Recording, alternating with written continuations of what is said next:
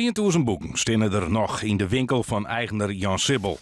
Het liefst hier ze alle keer in de komende jaren verkocht, maar het lief wil net meer. Door problemen met zijn skonken kan er net langer meer in de winkel staan. En dus had er nou nog krap 2 mannen om al die boeken de door uit te krijgen. Nou, ik heb nu meer hoop dan een paar weken terug, want er zijn dus al partijen van 40 dozen en honderden, 600 boeken.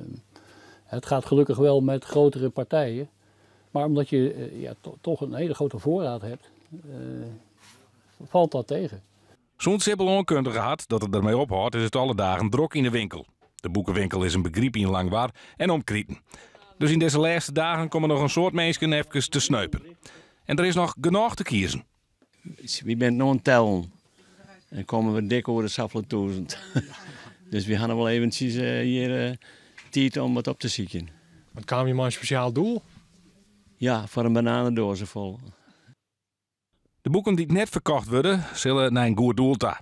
En als het laatste boek de door gaat, is het ook van Sibbel klaar. Hij zal de boeken missen, maar de klanten nog meer. Kijk, ik zeg altijd, een boekwinkel is een